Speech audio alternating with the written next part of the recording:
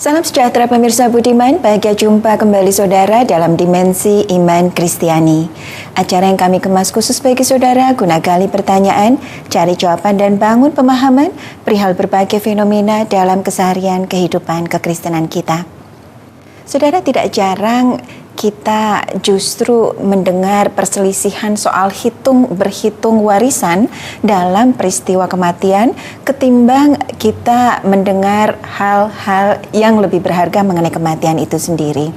Dan saudara, kali ini kita akan angkat topik warisan sebagai pokok bahasan dalam bincang-bincang kita di Dimensi Iman Kristiani. Dan untuk itu saudara, sudah hadir bersama kita kedua narasumber kita, Roy dan Bu Tin. Kita sapa mereka pemirsa. Shalom Bu Tin. Shalom Anis. Shalom Roy. Shalom Bu Anis. Saudara, tentu saja sudah hadir bersama kita, Pendeta Bigman Sirait. Kita sapa mereka. Shalom Pak Bigman. Shalom Anis. Saudara, kali ini Anis mengajak kita untuk berbicara tentang warisan. Saya kira tiap orang merindukannya. Tetapi tentu warisan juga masih berkaitan dengan kematian, bukan? Nah, kalau nggak ada yang mati, apa yang mau diwariskan? Ya, tentu tidak ada karena bagi-bagi. Tapi jadi persoalan, sebetulnya harus bagaimana menyikapi itu? Itu kan jadi penting. Apakah kita berbicara tentang itu? Nah, ini saya pikir akan jadi pokok pikiran kita yang serius. Karena sangat ironis sekali. Seringkali warisan justru menciptakan malapetaka.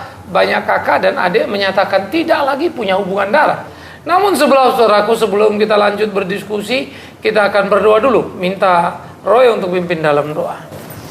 Kami bersyukur dan berterima kasih Tuhan buat kesempatan kembali yang Tuhan berikan bagi kami terus pada saat ini, sehingga kami boleh berdiskusi tentang warisan ini Bapa. Kami berdoa Bapa, biarlah diskusi ini boleh menjadi berkat bagi kami di sini, dan kami terkhusus bagi para pemirsa yang di rumah yang boleh menikmati dan mendengar acara ini Bapa. Mari Tuhan Yesus, Engkau pimpin acara ini sehingga betul-betul acara ini menjadi acara yang berkenan di hadapan-Mu Bapa. Terima kasih Bapa, di dalam nama Tuhan Yesus kami berdoa. Haleluya. Amin. Amin.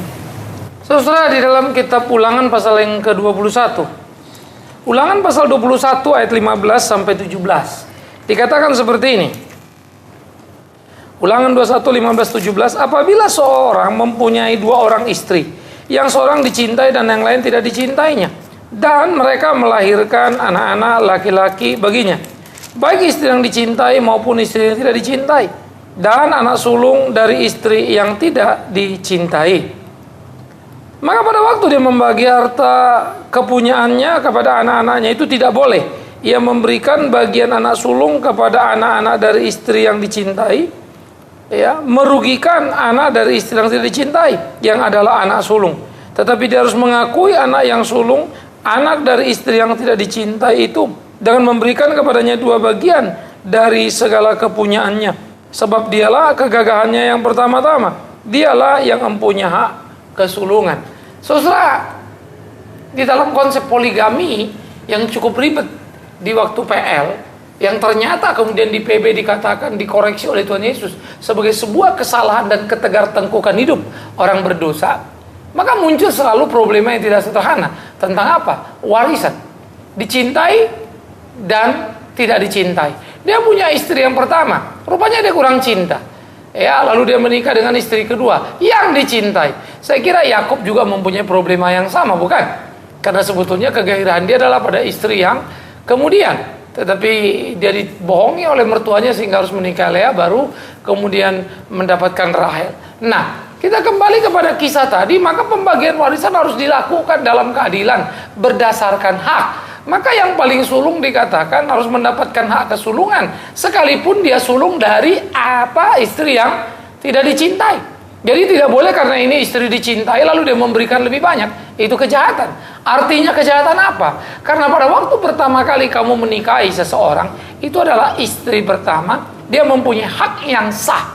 Kemudian saudara menikah dengan orang yang dengan dalih alasan dicintai, saudara tidak boleh mengalihkan hak dari istri pertama kepada istri yang dicintai. Warisan pada anak sulung dari istri pertama kepada anak sulung dari istri yang dicintai. Tetapi berapa banyak orang tidak fair? Karena justru seringkali kita merasa kita punya power atas warisan yang akan kita berikan. Nah, saya pikir ini perlu jadi pembelajaran serius. Itu kalau bicara hak rata-rata. Ya lain ceritanya kalau anak ini kemudian durhaka atau tidak durhaka. tentu itu harus dibuat surat akte notarialnya. Karena sekarang tentu kan menjadi tidak sederhana. Tetapi konsep di dalam iman Kristen mengajarkan adanya warisan itu. Apa dan bagaimana pengaturannya itu atau latar belakangnya itu akan menjadi diskusi kita bersama pada kesempatan kali ini. Begitu, Anis? Iya, terima kasih Pak Bigman. Bu Tin, Ya, relevankah dan jelaskah pengaturan mengenai warisan buat Bu Tin? kalau buat saya sepertinya belum jelas, Pak. Karena warisan itu sungguh berarti sekali dan penting di dalam kehidupan berkeluarga. Jangan hanya karena warisan, mungkin bisa terjadi perpecahan antara saudara, keluarga. Oleh karena itu saya ingin tahu sekali bagaimana caranya pembagian warisan itu secara Kristiani. Mungkin selama ini kita hanya mengacu kepada notariat ya Pak ya. Tapi secara Alkitab itu saya belum menemukan gitu Pak. Mungkin untuk saya sangat penting sekali itu. Untuk warisan itu ya dalam kehidupan berkeluarga gitu. Kita coba tanya yang lebih muda barangkali ya Bu Tin ya, sama relevannya dan sama tidak jelasnya ke warisan buat Roy yang mewakili generasi yang lebih muda barangkali ya Bu Tin ya. Yang lagi nunggu-nunggu warisan. Lagi nunggu warisan. Ya, saya kira ini menjadi hal yang menarik Bu Anis. Saya kira kalau kita lihat fenomena sekarang, memang tidak bisa kita pungkiri di mana orang menempatkan tujuan hidupnya untuk mengejar harta. Dan itulah cara pandang orang sekarang ini, dibilang orang sukses adalah orang yang mempunyai harta yang banyak. Dan kita tidak bisa pungkiri gara-gara warisan ini orang bisa ribut. Tapi saya mau menarik ini lebih komprehensif. Ternyata di dalam gereja pun ini menjadi sebuah keributan. Ada seorang pendeta yang besar, gitu kan? Dia ingin mewariskan harta gerejanya kepada anaknya. Tetapi mungkin di gereja juga ada para aktivitis yang sudah lama terbeban untuk melayani di situ. Dan bagaimana kalau pendeta ini mati? Ini investasi gereja jatuh kemana nih? Ya kan? Nah itu saya lihat menarik. Lalu saya lihat juga di Kisah Para Rasul Para 2, di mana gaya hidup jemaat mula-mula mereka membagikan apa yang menjadi milik mereka menjadi milik bersama. Terjadi sebuah keseimbangan. Nah, saya lihat gaya hidup sekarang itu tidak ada di dalam gaya hidup gereja. Bahkan orang Kristen, orang kaya di gereja pun tidak bisa menciptakan keseimbangan gitu. Mungkin nanti Pak Bigman akan menjelaskan dan menarik garis benang merahnya. Kalau tadi Pak Bigman sudah dijelaskan bagaimana cara membagikan harta warisan, tapi saya masih tertarik dengan gaya hidup di Kisah Para Rasul 2. Bagaimana Tuhan menempatkan supaya terjadi keseimbangan. Dan kita bisa lihat bagaimana di Perjanjian Baru nanti bahwa sebenarnya yang dikejar seharusnya orang Kristen bukan mahkota yang bersifat fana, tetapi mahkota yang bersifat kekal. Justru Yesus menghardik. Apa gunanya orang mempunyai semuanya itu, tetapi seorang itu kehilangan nyawanya. Nah, itu mudah-mudahan kita masih bisa sempat kejar itu ya Roy ya. Tapi meskipun itu tidak terkejar, pasti itu topik yang menarik dan relevan buat kita bicarakan. Kita kembali dulu barangkali ke topik warisan Roya. Kita coba bahas dan kupas itu habis sebelum kemudian kita kembali ke sana kalau tidak kali ini di episode yang berikutnya. Pak Bigman belum apa-apa sudah ada paling tidak 3 otokritik nih. Itu yang saya bisa simak gitu ya, barangkali bahkan lebih dari itu. Kalau apa yang Bu Tin dan Roy katakan mewakili barangkali apa yang kebanyakan pemirsa juga rasakan, kok Alkitab nggak berkata cukup ya mengenai warisan. Nomor 2, ternyata kita semua sepakat bahwa pemahaman kita mengenai warisan ini, sementara kita menganggap itu topik yang relevan buat kita untuk kita pahami, ternyata kita akui kita tidak paham itu dengan baik. Yang ketiga, di luar kita ternyata bahkan gereja pun tidak mendemonstrasikan pengetahuan mereka mengenai warisan. Buktinya kita juga dengar banyak polemik yang terjadi seputar warisan di kalangan gereja itu sendiri. Sudah 3 otokritik nih Pak, belum apa-apa. Barangkali Pak Bigman mau. Sebetulnya tidak juga, justru kalau saya bilang Alkitab sangat detail. Ya, pertama kalau di dalam Perjanjian Lama kita selusuri, ada diatur hak sulung, nomor 2, nomor 3 dan seterusnya. Tetapi juga diatur hak sulung untuk memprotek yang lainnya. Jadi gitu ya. Jadi bukan hanya menerima benefit, tetapi juga ada hak dan kewajiban yang mengikutinya. Jadi hak dan kewajiban selalu mengikuti. Aspek yang kedua, tidak peduli mamanya dicintai atau tidak dicintai. Yang pertama Itu kan hakikat historical namanya ya. Jadi sejarah fakta bahwa ya itu yang pertama, walaupun kamu bilang nggak cinta. Jadi tidak ada kesemena-menaan. Karena saya cinta ini, saya kasih ini, yang itu bodoh amat. Nggak ada. Justru proteksinya menarik, historical. Karena itu sejarah memulai kehidupan pernikahannya. Nah, aspek yang ketiga, ketika kita berbicara misalnya bagaimana kalau perempuan, bahkan diatur di sana lagi. Kalau misalnya seseorang ini tidak ada lagi, atau suaminya meninggal misalnya kan dari dia sendiri, masih muda, dia bisa menikah. Menikah dengan siapa? Kerabat dari yang satu marga dengan bapaknya, supaya garis keluarga mereka tidak putus. Gitu ya. Nah, jadi ada proteksi lagi.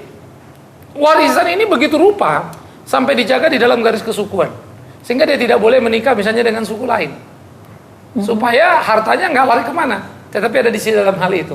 Ini mau menunjukkan hakikat keluarga itu tidak boleh hilang. Lalu dilanjutkan lagi, ada tanah pusaka yang disebut sebagai warisan yang tidak boleh diperjualbelikan. Celakalah yang menjual tanah pusaka, sehingga warisan malah mengatur lagi kepada sistem supaya identitasnya tidak hilang. Sekarang kan ini orang tua kasih warisan, rumah misalnya, kita bisa jual kan? Kalau dulu malah nggak boleh. Itu milik pusakamu, itu identitasmu, sehingga mengingat siapa yang mendirikan rumah, pakai fungsinya. Mau tinggal silakan, jual jangan.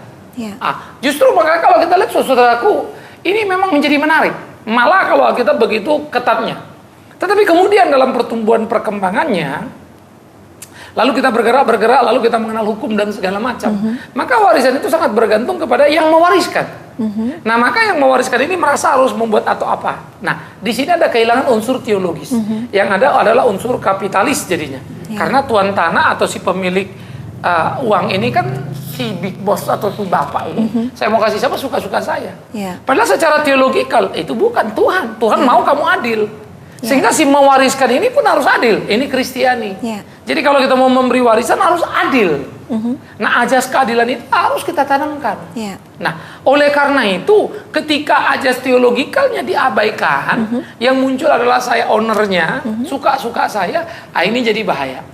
Nah, aspek kedua berikutnya lagi adalah memang menjadi sangat penting ketika sekarang kan warisan tidak cukup otomatis, tetapi itu akan diatur secara legalitas kan. Dalam hal ini notaris misalnya harus mengatur ini dan itu. Nah, sehingga di dalam pengaturan seperti ini pun perlu pencermatan lagi yang teliti dan semuanya. Nah, undang-undang juga ada mengatur untuk melindungi itu. Tetapi saya pikir itu tidak akan menjadi persoalan serius ketika orang tua ini mewariskan dulu satu sikap terhadap warisan. Ini yang penting. Bagaimana menerima warisan? Ini mestinya ada warisan lagi nih, warisan terhadap warisan, sikap terhadap warisan itu kan perlu diwariskan. Nah, celakanya warisannya diwariskan, tapi sikap terhadap warisannya nggak diwariskan. Jadi anak ini kelahi satu sama lain. Jadi kegagalan si pewaris. Dan kedua, yang aspek sisi lainnya lagi adalah si pewaris merasa itu suka-suka aku. Tidak ada unsur teologis bahwa apa yang dititipkan Tuhan kepadanya jangan sampai jadi malapetaka. Karena kalau sampai warisan diperebutkan, saya kira itu orang tua paling celaka. Kenapa? Karena dia gagal memberikan kesatuan mananya, bahkan warisannya pun menghancurkannya. Itu bahaya sekali. Pasti itu kesadaran yang perlu kita bangunkan ya, Bu Tin dan Tapi saya ada satu hal nih Pak ya, di dalam prakteknya ini Pak ya. Kadang-kala memang ada orang tua yang mungkin menjaga ya Pak untuk tidak ada keributan, karena kita ini bicara soal warisan materi ya Pak ya. Itu dia mengambil kebijaksanaan melalui hukum ya Pak ya, dengan diketentukan berapa. Tapi kan ada kalanya juga yang orang tua itu tidak mengerti ya. Jadi dia meninggal, kemudian meninggal dunia, kemudian dia meninggalkan warisan-warisan. Nah, itulah Pak yang kadang-kala bisa terjadi keributan-keributan karena tidak ada satu ketentuan yang pasti mungkin ya Pak ya. Misalnya mereka menganggap bahwa perempuan itu harus lebih kecil daripada laki-laki. Nah, kadang-kadang perempuan ini merasa, apalagi zaman sekarang ya Pak ya, bahwa perempuan juga punya hak yang sama, kan anak kandung juga gitu. Masalahnya, nah itu gimana tuh Pak? Masalahnya, pertama, apa perlu kita mengerti undang-undang hukum dulu baru bisa menjadi pewaris yang baik, yang mewariskan gitu ya? Menjadi orang yang mewariskan dengan baik? Saya pikir enggak. Tetapi kan kita tahu semangatnya tadi, makanya kan ini warisan, tapi semangat aturan main tentang menerima warisan ini kan mesti terima orang tua. Misal kalau orang tua itu mendidik anaknya dengan baik, anak-anaknya kompak, Saya nggak pernah ketemu tuh ribut. Dengan sadar semua bilang udah adik yang pakai, adik kita yang paling susah dia yang pakai. Ya. Kalau anaknya ribut dia sudah orang tuanya gagal. Jadi ini bukan soal tahu nggak tahu. Ya. Itu dulu nih. Soal sikap moralitas lagi. Aspek yang kedua yang perlu kita pikirkan soal nanti warisan itu lalu ribut, yang perempuan dapat kecil, yang laki mau gede. Repotnya semua orang akan cari celah hukum. Kita mengakui undang-undang adat misalnya, kalau jadi susah. Nah kalau adatnya memang terbukti dalam undang-undang diatur laki-laki itu katakanlah dapat 3/4, perempuan 1/4, ya urusannya memang jadi susah. Nah oleh karena itu kan orang cerdik, kita nggak mau pakai undang-undang RI misalnya, pakai undang-undang adat ini. Nah celakanya undang adat kan juga diakui di sini. Tapi kan nggak tertulis. Loh, bukan, undang adat itu ada. Itu diakui di dalam negara. Ada, bukan tidak tertulis dalam pengertian KUHP begitu. Ada undang-undang itu. Dan itu setelah ahli kan, ada yang disebut namanya ahli. Tetua adat dipanggil, ditanya, betul memang peraturan adat kita begitu. Nah, itu sah. Namanya saksi ahli kan. Membuktikan bahwa undang-undang itu ada dan sah. Nah, jadi kita kembali dulu itu pinggirkan. Tetapi sikap orang tua. Kalau orang tua itu menciptakan itu, maka saya selalu mengatakan orang tua ini mewariskan bom waktu. Jadi kayanya dia itu jahatnya dia. Pikirkan kalimat saya. Ini orang tua saudara-saudara mesti pikir baik-baik. Susah bapak ibu yang sudah lanjut usia, jangan sampai kayamu adalah bom waktu. Akhirnya kau mati anakmu berkelahi. Sehingga selagi masih hidup bijaksanalah. Apalagi kalau kemudian kita melihat anak-anak kita ini begajulan lah gitu ya. Saya pikir cepatlah. Toh mulai lihat, ini cukup tanggung jawab. Berikan kepada yang bisa dipercaya besar, tanggung jawab yang besar. Ya, kecil kepada tanggung jawab yang bisa kecil. Karena apa? Kalau memang dia miskin juga susah mengatakan, lalu kasih dia banyak. Bakal dihabisin punya itu. Nah, jadi kita udah tahu, kita atur demikian rupa lah. Bagaimana sebetulnya warisan itu menolong anak-anak ini bisa melanjutkan kehidupan. Itu yang menjadi penting. Makanya sebelum orang tua mati, jangan terlalu banyak warisannya. Nanti anaknya kelahinya terlalu banyak. Ya, bagi-bagi sama kita lah. Jadi nggak usah terlalu banyak. Pak Bigman sudah mengisyaratkan soal waktu. Pak Bigman, saya pikir apa yang ditanyakan Bu Tin barangkali juga ditanyakan oleh banyak pemirsa. Satu, katakanlah kritik, walaupun barangkali ada istilah yang lebih tepat daripada itu. Kekristenan tidak punya aturan baku dan cukup rinci untuk dijadikan acuan dalam hal mengelola warisan. Sementara barangkali tanpa bermaksud membandingkan agama yang lain punya aturan yang begitu rinci, begitu jelas, begitu eksplisit mengenai warisan. Harusnya kita makna itu bagaimana kita yang memang tidak mengerti apa yang Alkitab sudah berikan pada kita, atau memang itu bukan sesuatu yang dipandang terlalu penting untuk diatur sedemikian rupa dalam kekristenan. Saya harus bilang orang Kristen ini naif. Selalu salah kaprah. Nanti kalau udah bicara harta, mata duitan. Padahal tiap hari dia cari duitnya itu. Jadi kita nih kalau saya bilang ada kecenderungan jadi orang munafik orang-orang Kristen. Ya. Kenapa? Karena kita mengatur sedemikian rupa. Tapi kita naif tadi saya bilang udahlah jangan ribut soal harta. Udahlah kita nggak ada soal-soal warisan. Kalau memang begitu, artinya nggak ada keributan di kalangan Kristen. Ternyata ribut tuh. Betul. Kenapa? Karena you naif. Kenapa? Kamu baca di situ hak, tapi lupa kewajiban. Sama seperti, kita orang Kristen mati-mati masuk surga, tapi lupa hidup bener. Ya kan? Nah, udahlah kita nggak usah ribut-ribut harta, tapi lupa kemungkinan itu ada. Nah, kelupaan kita ini adalah tanggung jawab kita yang harus kita bertanggungjawabkan dari sekarang. Karena itu jangan bilang kekristenan nggak ada. Cuma memang kita tidak mengangkat itu seperti saya bilang ini ada kok. Diatur kok. Sedemikian rupa. Tetapi ada prinsip-prinsip teologis yang perlu kita kembangkan. Pertama begini. Ketika orang tua mempunyai sebuah harta ini kan untuk melahirkan anak-anaknya. Warisan paling hebat dari seorang tua adalah intelektual, mental, moral, dan spiritual. Itu dulu. Kalau capital belakangan itu. Nah capital yang kedua harusnya menjadi alat bantu terhadap pembentukan anak itu secara utuh. Menjadi batu loncatan untuk dia melompat maju jauh ke depan. Nah itu aspek yang kedua. Ketiga, warisan itu harus jadi alat pemersatu, bukan pemisah kan. Nah ini kan tinggal kita atur sebetulnya. Ya, walaupun ada undang-undang, ada hukum yang mengatur jelas, tetap saja kalau sudah terbagi ada rasa puas tidak puas. Misal anak perempuan rasa, kenapa aku dapat yang sama? Padahal aku yang nungguin papa sampai meninggal. Kalian kan pergi-pergi semua. Mau ribut apa? Undang-undang bilang bagi rata misalnya. Udah bagi rata nih. Tapi yang bontot terasa dia ngurus maknya, bapaknya, atau yang paling tua malah komplain. Kamu ngurus papa mama, tapi yang biayain obatnya aku. Mestinya aku yang lebih banyak. Apa nggak rusak kita? Ya. Maka akibatnya undang-undang ini pun tidak cukup, bukan itu. Ya. Tapi sikap kekeluargaan. Ya. Karena ini kan bukan 4 negara atau 5 negara. 4 anak, 5 anak, yang 1 orang tua. 1 darahnya. Ya. Nah, oleh karena itulah, menurut hemat saya memang ada kenaifan pada orang-orang Kristen. Seakan-akan nggak mau bicara uang, nggak mau bicara harta. Tapi kemudian ribut jalan juga. Betul. Nah, ini yang menjadi problem. Lalu kita ngeliat, kenapa ya di Kristen nggak ada gini? Itu juga kenaifan di gereja. Kalau teman seiman mau pinjam uang, ya sudah pinjam. Bikin hitam di atas putih. Masa nggak percaya sih? Loh, ini bukan masalah percaya apa enggak. Bikin saja hitam di atas putih. Kalau dia bayar nggak apa-apa. Dia nggak bayar, tapi ada hitam putihnya loh. Jangan besok dia nggak bayar, bilang waktu itu kan katanya kasih. Nah loh, kan jadi masalah lagi. Nah, hitam putih ini bukan soal. Ya kita mau nagih dia untuk apa? Nggak bayar nggak apa-apa, asal dia ingat. Gitu loh. Nah, itu yang kita bilang supaya jangan ada keributan dalam kenaifan tadi. Begituan. Pak Bigman, barangkali ada kebingungan di antara sebagian dari kita bahwa secara eksplisit Alkitab mengatur mengenai warisan itu di Perjanjian Lama. Di Perjanjian Baru agaknya tidak ada ya pernyataannya eksplisit mengenai warisan. Sementara kita tahu juga bahwa tidak semua yang dituliskan dalam Perjanjian Lama kemudian kita pakai sebagai acuan dalam kehidupan kita sekarang ini.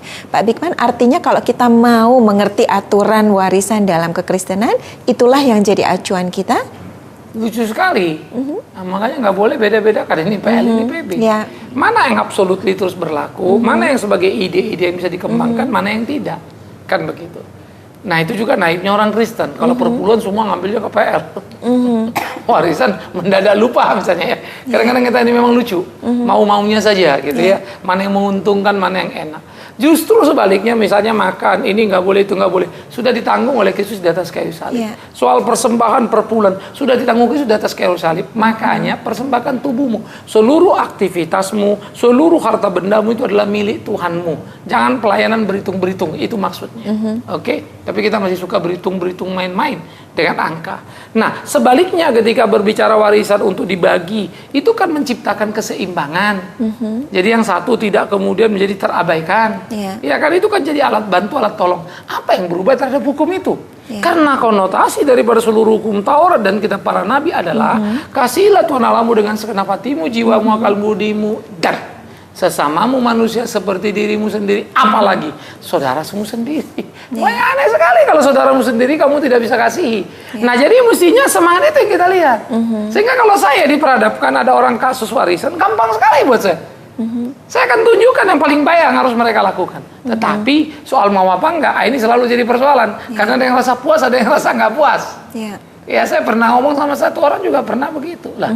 Sekarang oke, kalau memang bagi rata ini, tapi kan kamu sendiri ngomong uang kamu cukup banyak toh? Kan saya tanya, cukup Pak, saya punya mobil, punya ini, kerja bagus, income ada bagus, ada yang kurang memang.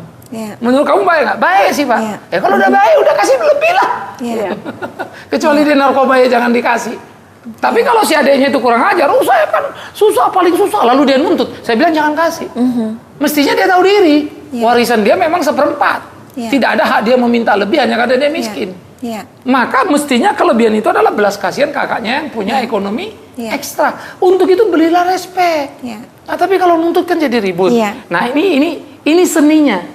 Seninya. Tetapi balik lagi tadi Anis, memang secara hukum agama enggak ada hukum kita yang kemudian berlaku umum yang diterima di dalam pengadilan. Artinya hukum agama Kristen gitu. Yang tempat lain misalnya agama lain masih ada cukup rapi. Nah, itu yang saya bilang tadi naifnya kita. Kadang-kadang kita kan nggak usah hitung-hitungan tapi kemudian tetap aja ribut. Kan kalau ribut buat saya namanya apa? Ya hitung-hitungan. Kalau kita lihat dan di Kisah Para Rasul 2 kan Pak Bigman masih bahas dalam satu darah gitu kan, hubungan adik kakak. Tapi gaya hidup di jemaat mula-mula bagaimana mereka bisa menciptakan sebuah keseimbangan gitu. Itu lain lagi. Kalau Kisah Rasul 2 itu bukan bicara warisan. Jadi bukan berarti semua jadi milik semua, enggak.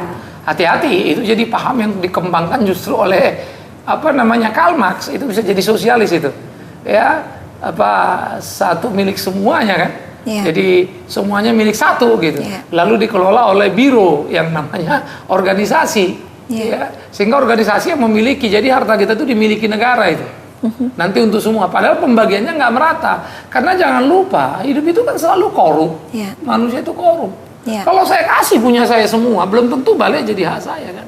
Nggak boleh. Padahal maksudnya di Kisah Rasul 2 adalah supaya yang kaya ini kan menjual kekayaannya membantu yang miskin. Bukan kemudian dia jadi miskin. Lah kalau dijual total habis berarti jadi miskin dong. Nah, itu sebab Paulus memberikan sinyal yang sangat jelas di dalam Korintus itu supaya ada keseimbangan, bukan supaya yang kaya jadi miskin, yang miskin jadi kaya. Nggak ada penyeberangan ekonomi di sana, tetapi keseimbangan tidak rata karena memang tidak mungkin ada pemerataan. Saya ambil contoh, kita masing-masing dapat 10 rupiah, oke? Bagi rata kan namanya itu? Bagi rata kan? Rata kan? Berarti jumlahnya sama kan? Dalam sama-sama 10. Tapi kamu punya kebutuhan masing-masing, saya juga punya kebutuhan yang berbeda. Saya beli sama kamu sayur, kamu beli ke Ibu Tin mobil, kamu beli ke sana apa, kita ganti-gantian beli. Ini uangnya bisa sama nggak? Berbeda. Sampai mati juga nggak akan pernah bisa sama. Tapi kemampuan kita berimbang, sehingga tidak ada yang miskin kemudian menjadi susah, nggak ada yang kaya kemudian jadi lupa diri. Nah, Kisah Rasul 2 itu semangatnya di situ. Jadi keseimbangan dalam Kisah 2 adalah semangat hidup, tapi tidak berkaitan dengan warisan. Sehingga tiap kita punya sesuatu yang kalau mati kita mau warisin kemana nih? Ya, alangkah indahnya. Itu sebabnya kalau orang di barat sekarang dikembangkan, diwariskan kemana? Foundation, yayasan. Jadi mereka bikin foundation, semangatnya kayak Kisah 2 itu. Dibikin foundation untuk nolong orang-orang miskin. Jadi anakku siapa? Anakku ini cukup lah dengan 2 rumah, 2 mobil, cukup dia hidup. Yang ini cukup. Udah dibagi-bagi anaknya cukup nih hidup ya, cukup kaya anaknya. Tapi bapaknya amat sangat luar biasa kaya. Oke, katakanlah $1 miliar sudah dibagi untuk 3 anak, cukup nggak? Udah bisa jalan-jalan itu ke seluruh dunia tiap bulan gitu kan? Tapi uang bapaknya 50 miliar, masih sisa 49. Dia bikin foundation. Itu orang Kristen jempolan. Saya tahu Bu Tin masih punya banyak pertanyaan barangkali, tapi saya sudah diberi tanda waktu kita memang sudah tidak ada. Kita nanti jadwalkan barangkali di episode berikutnya. Soalnya warisan selalu menarik ya. Warisan selalu menarik. Saudara, itu sebabnya jangan tidak saksikan dimensi iman Kristiani berikutnya yang memang melalui pelayanan media Antioquia Pama kami siapkan khusus bagi saudara dengan harapan senantiasa berkati kita semua. Kita akhiri jumpa kita saudara, kita syukur iman Kristen kita minta Pendeta Bigman Sirait pimpin kita akhiri kebersamaan kita. Warisan selalu menjadi kata yang menyenangkan ketika itu akan menolong kita dalam kehidupan. Tapi warisan seringkali juga jadi malapetaka karena uang didapat, tapi saudara kita kehilangan. Hati-hati, jangan sampai engkau diperbudak oleh dosa. Seperti kata Alkitab, cinta akan uang adalah akar segala kejahatan. Pakai kata philea. Mencintai uang seperti mencintai saudara seiman, mencintai uang seperti mencintai saudara sendiri. Itu namanya Anda menaikkan levelnya. Itu berbahaya. Warisan bukan malapetaka. Karena itu tahan diri, bijaksana, sehingga bisa menemukan kebersamaan sikap. Tahu diri, tak menggugat, sehingga dapat penghargaan dari kawan, dari saudara. Buat apa dapat warisan yang rasanya cukup buat saya, tetapi ada kebencian dari saudara yang lain karena kita dianggap hanya mau menang saja. Semoga saudara jadi bijak untuk mengerti warisan yang benar dalam perspektif iman Kristiani. Tidak salah, bukan dosa, tapi bisa jadi itu dosa. Hati-hati. Kita akan berdoa, minta Ibu Tin untuk pimpin dalam doa. Bapa dalam surga, kami mengucapkan syukur kepadamu Tuhan. Engkau memberikan hikmat bagi kami untuk menggali kembali kebenaran firman Tuhan tentang warisan Tuhan. Biarlah Engkau jadikan kami sebagai manusia-manusia yang bijaksana di hadapan Tuhan untuk boleh kami menerima atau mengetahui tentang pembagian harta warisan itu Tuhan. Terima kasih Tuhan untuk satu kebenaran lagi yang telah kami terima darimu. Biarlah kami pegang itu untuk menjadi pedoman di dalam hidup kami. Terima kasih di dalam nama Yesus Kristus doa ini kami naikkan. Haleluya. Amin. Amin.